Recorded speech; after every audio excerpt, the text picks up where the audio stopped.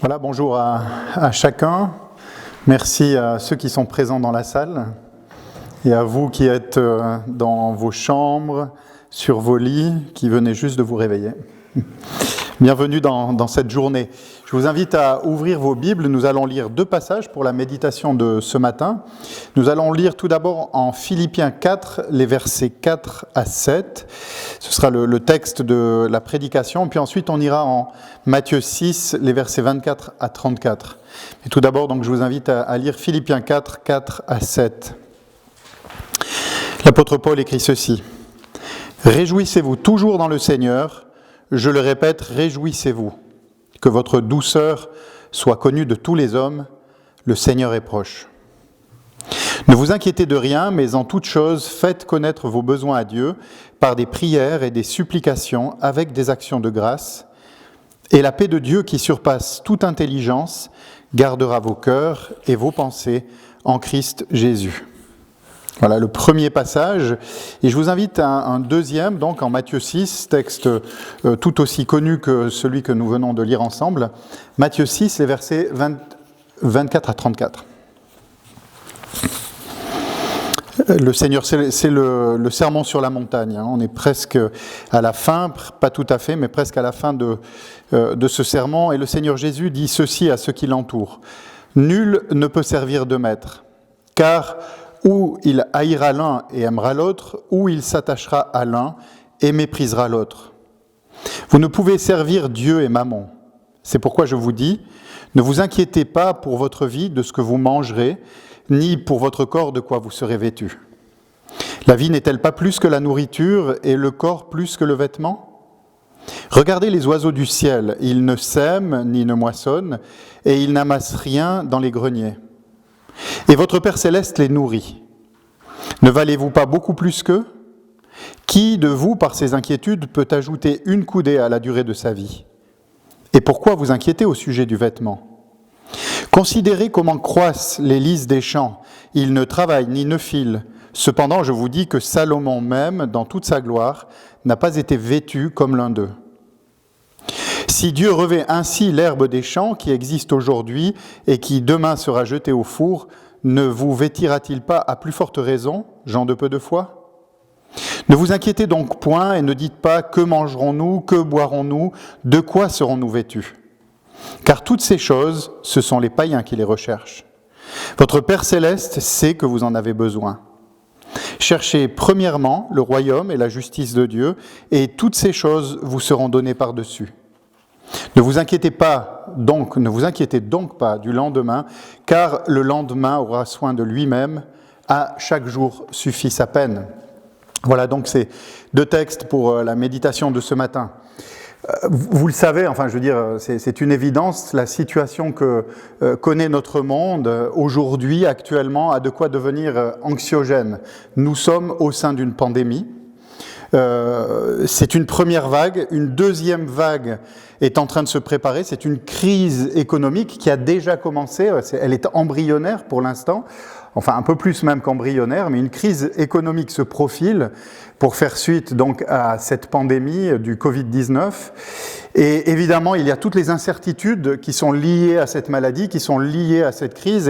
Et pour vous, je peux imaginer, dans le cadre d'un institut biblique, arrivant quasiment au bout de ces mois d'études, que vous vous demandiez, mais voilà, de quoi sera fait demain ? Qu'est-ce qui va m'arriver ? Et que vous vous angoissiez, ne serait-ce déjà qu'aujourd'hui, à cause de cette maladie et des risques qui y sont attachés. Alors la question, ou les questions qui se posent, évidemment, mais c'est comment affronter ces circonstances éprouvantes en ne nous inquiétant de rien ? Comment faire paisiblement face à la tyrannie angoissante de tout ce que je viens de citer, peut-être d'autres choses encore, en gardant la paix ? Bien, c'est à ces questions que l'apôtre Paul répond dans les versets de Philippiens 4 que nous avons lus. Devant une mission qui nous paraît aussi difficile, eh bien, il nous présente le moyen de l'accomplir et il est très simple. Il s'agit de faire connaître à Dieu tous nos besoins par la prière, par la supplication et par des actions de grâce. Et il conclut ceci, c'est que la paix et le contentement découleront à ce moment-là nécessairement de ce temps que l'on passera dans la prière, la supplication et les actions de grâce. Et Paul, dans ses paroles, commence par un commandement. Ne vous inquiétez de rien. C'est un commandement, ce n'est pas une suggestion, ce n'est pas un conseil qu'il est en train de donner, mais un commandement. Et ce commandement fait écho à ces paroles que nous avons lues il y a quelques instants du Seigneur Jésus, qui dit ceci: « Ne vous inquiétez pas pour votre vie de ce que vous mangerez, ni pour votre corps de quoi vous serez vêtus. » Et un peu plus loin, « Pourquoi vous inquiétez au sujet du vêtement ?»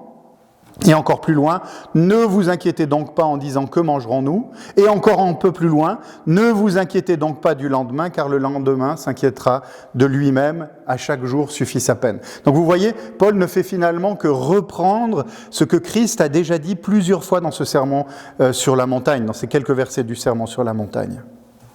Alors avant d'examiner les conseils donc, que Paul donne pour nous permettre de ne nous inquiéter de rien, j'aimerais passer en revue très très brièvement ce que le monde, lui, propose comme solution lorsque nous nous inquiétons, lorsque nous sommes dans l'angoisse. Alors il y a ceux qui vous exhortent à vous prendre en main en vous disant de cesser de vous inquiéter. Cette solution est particulièrement inefficace. Pourquoi ? Parce que l'être humain est ainsi fait qu'il ne lui suffit pas de dire à ses inquiétudes qu'elles doivent s'en aller pour qu'elles s'en aillent. Les inquiétudes prennent très souvent, la plupart du temps, tellement le pouvoir sur notre être intérieur, sur nos sentiments, notre intelligence, notre volonté, que nous sommes, dans les moments les plus compliqués de nos vies, incapables de nous libérer de ces craintes juste par un exercice de la volonté. D'autres vont conseiller ceci, c'est de chasser l'inquiétude en se disant que de toute façon, ce que l'on craint ne risque pas d'arriver. Et c'est vrai qu'une grande partie des craintes que l'on a n'arrivent pas. Mais le problème dans cette solution, c'est que les personnes anxieuses, les personnes craintives, et nous le sommes tous à un moment ou à un autre, passent rapidement des maîtres dans l'exercice des probabilités. S'ils ne sont pas doués en maths, en tout cas pour les probas, ils sont particulièrement bons. Et c'est ainsi que s'il y a une chance sur 1 milliard que quelque chose arrive, elles vont retenir cette chance-là et laisser les 999 millions d'autres qui vont montrer que la probabilité est quasiment nulle. Donc encore une fois, une solution qui ne fonctionne pas.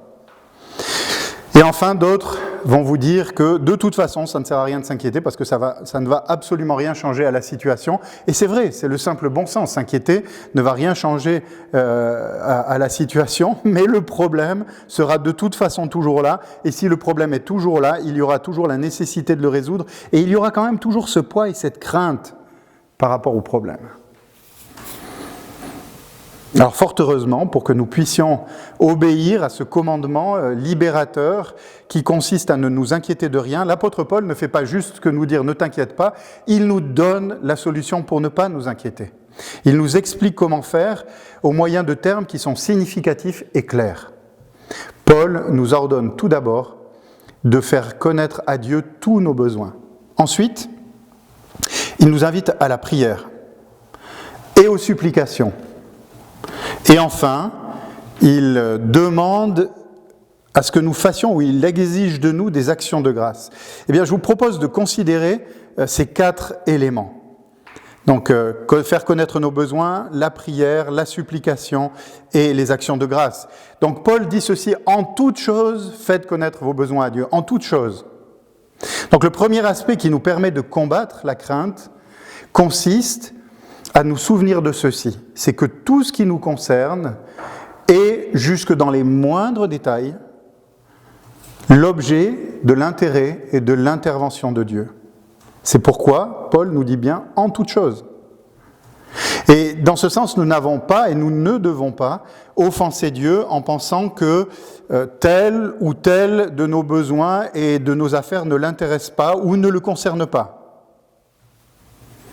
Au contraire, puisque Dieu a payé un si grand prix en donnant son Fils pour nous, alors même que nous ne le connaissions pas, mais que lui nous connaissait déjà, donc pour nous sauver de la colère à venir, eh bien, il n'est rien de nos vies, puisqu'il a donné la chose la plus précieuse, il n'est rien de nos vies qui ne soit à ses yeux, à son regard, indigne d'intérêt et de son intervention.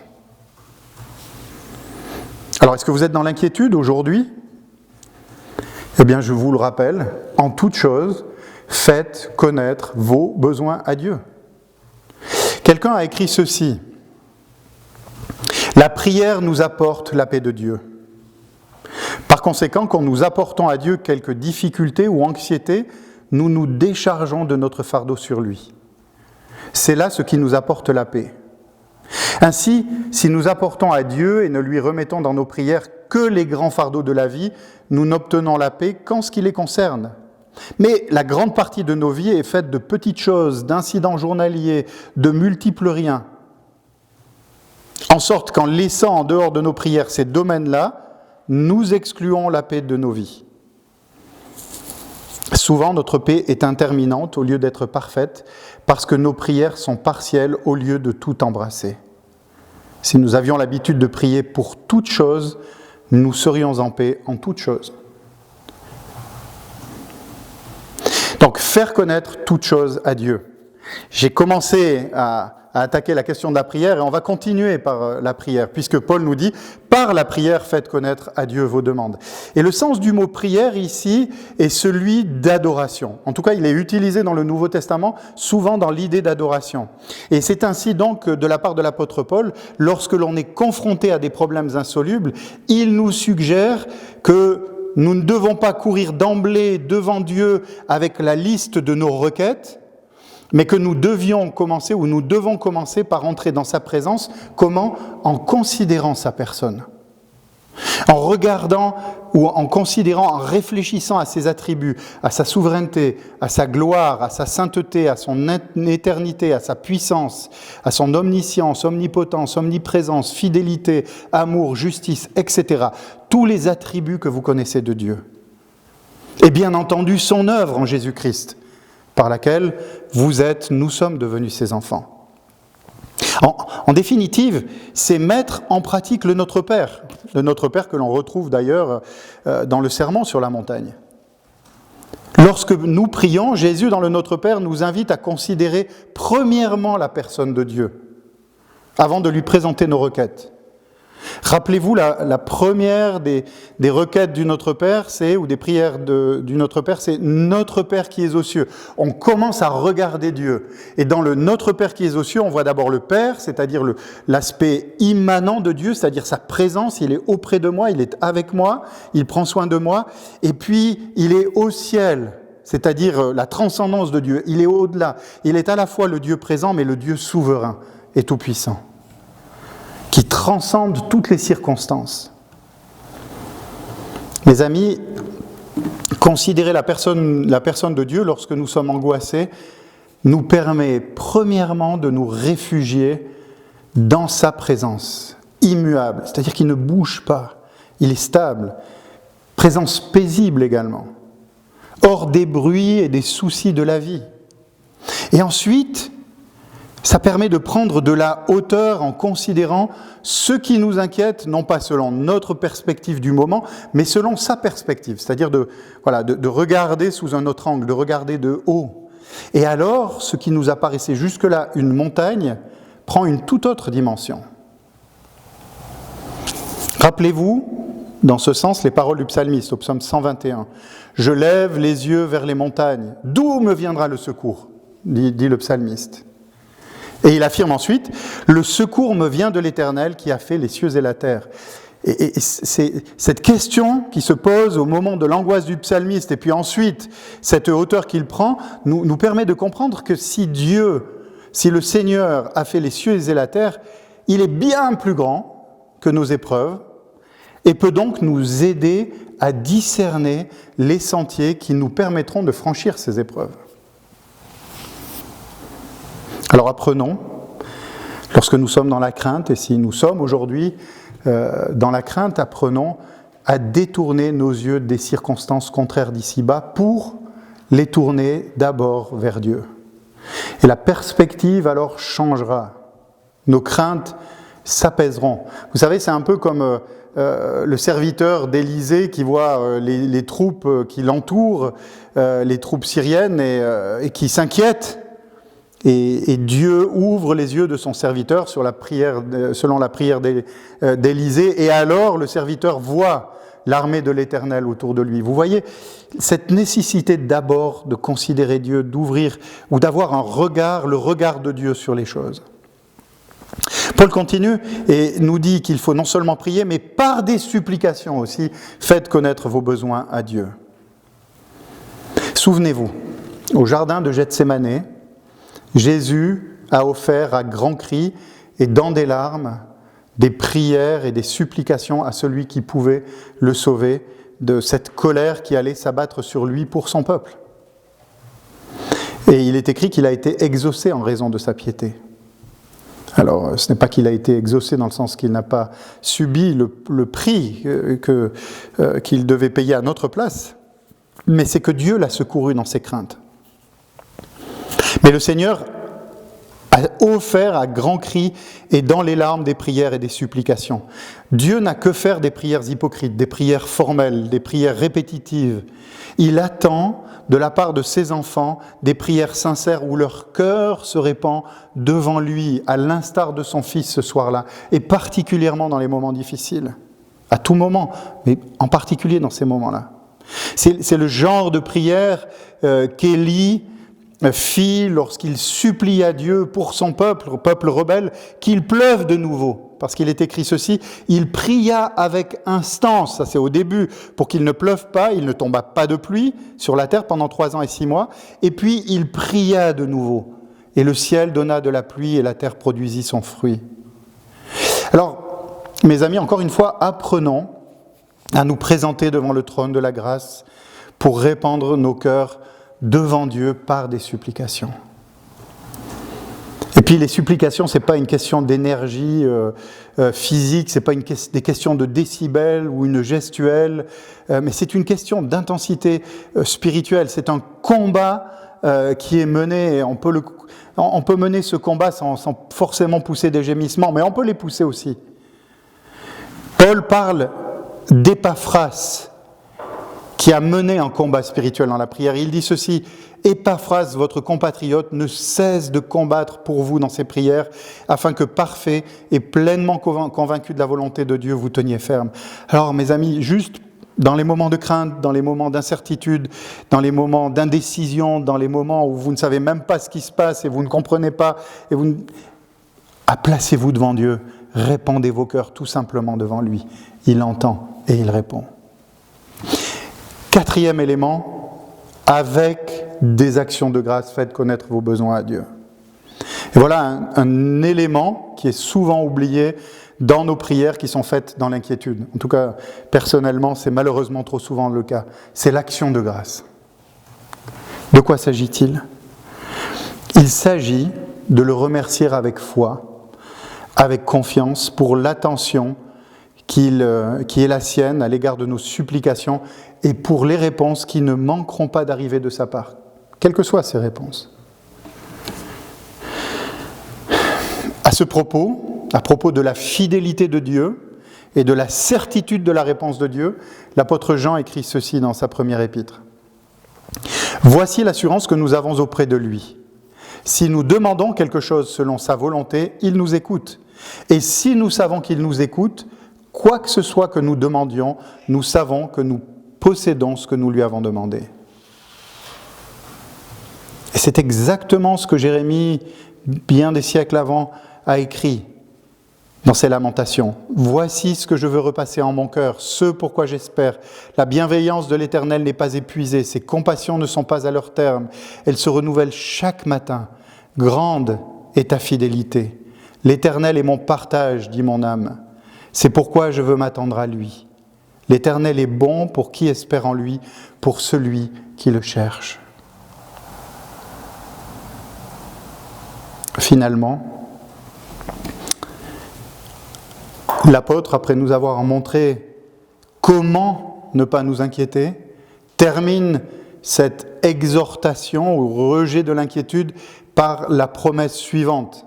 « Et la paix de Dieu, qui surpasse toute intelligence, gardera vos cœurs et vos pensées en Jésus-Christ.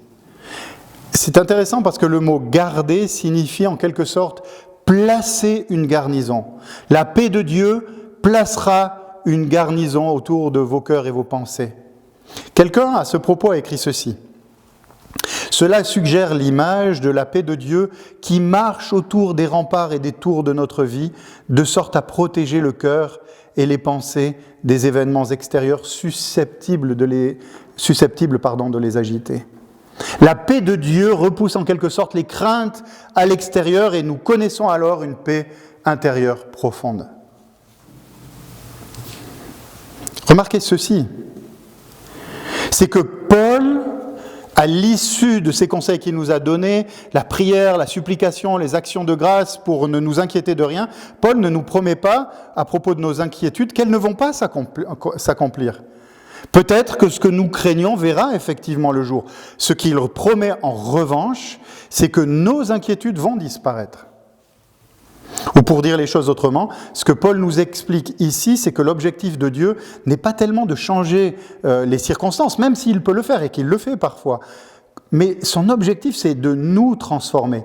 Il veut, en quelque sorte, nous garder dans la paix quoi qu'il nous arrive. Non pas forcément en nous mettant à l'abri des épreuves, mais en nous élevant au-dessus de ces épreuves par la confiance qu'il nous conduira souverainement dans toutes ces circonstances-là.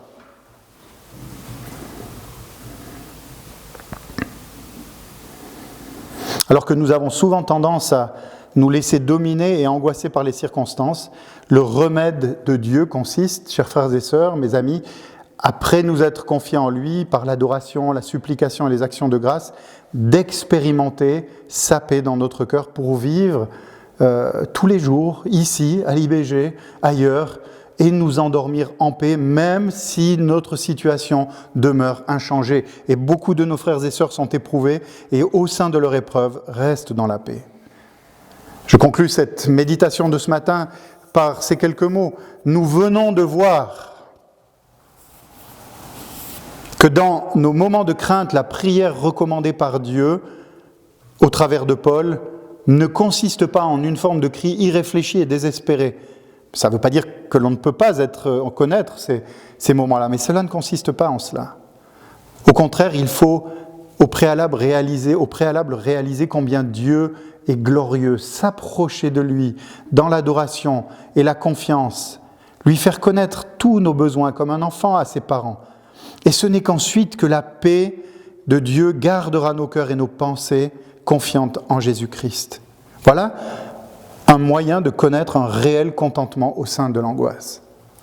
Alors je vais maintenant, dans ce temps de conclusion, dire ceci par rapport aux semaines que nous sommes en train de vivre, temps de confinement qui a commencé la semaine passée. Ces circonstances sont difficiles, mais elles ne sont pas impossibles. Je disais à David et à quelques-uns d'entre vous hier que ce que vous vivez ici maintenant est bien au-delà de ce que nous vivions il y a 30 ans en arrière lorsque j'étais étudiant en première année. Le régime était d'un confinement bien plus important alors qu'il n'y avait absolument aucune pandémie. Mais bon, ça va pas ça ne va pas changer grand-chose. Mais les circonstances sont peut-être difficiles, mais rappelez-vous de ceci. C'est que Dieu les maîtrise et prend soin de nous, prend soin de chacun de nous, prend soin de vous. Et loin de nous angoisser dans ces temps-là, loin d'être mécontents de notre situation, sachons au contraire louer Dieu. Pourquoi ? Parce que toutes les décisions qu'il prend, tout ce qu'il fait, il le fait pour sa gloire, il le fait pour notre bien, et chaque décision de Dieu est la meilleure décision qu'il prend, même cette pandémie. Alors vivons pour sa gloire dans ce confinement pendant les 2, 3, 4, 5 semaines peut-être qu'il va durer. Et qui n'est pas le pire. Il y a des gens qui sont dans des circonstances bien plus difficiles à Genève, de l'autre côté de la frontière et partout dans le monde. On est plusieurs milliards aujourd'hui à vivre cela. Et non seulement vivons ces moments dans sa gloire, parce qu'il le veut, parce qu'il veut nous accompagner, parce qu'il veut nous apprendre quelque chose, et soyons surtout des modèles. Des modèles entre nous, et des modèles au regard des autres, ceux qui nous entourent, ceux qui sont autour de cette propriété. Et montrons à ce moment-là que nous avons en nous celui qui fait la différence. Parce que nous avons en nous et avec nous celui qui fait la différence. Acceptons ces voies, vivons-les paisiblement, sachant lui dire « Seigneur, tu as quelque chose à nous apprendre, accorde-nous de savoir le comprendre et l'apprendre. » Cela fait partie de votre formation en tant qu'étudiant de l'IBG, et j'ai envie de dire de notre formation à nous tous, parce que nous sommes, nous aussi, encore, jusqu'au moment où nous serons dans sa présence, en formation. Que Dieu vous garde, vous bénisse dans cette journée et dans le reste de cette semaine. Amen. J'invite peut-être, dans les instants qui nous restent, 2, 3 d'entre nous à prier pour cette journée, dans le sens aussi de ce que les Écritures nous apprennent. Voilà, je vous laisse. Moi, je finirai par une courte prière.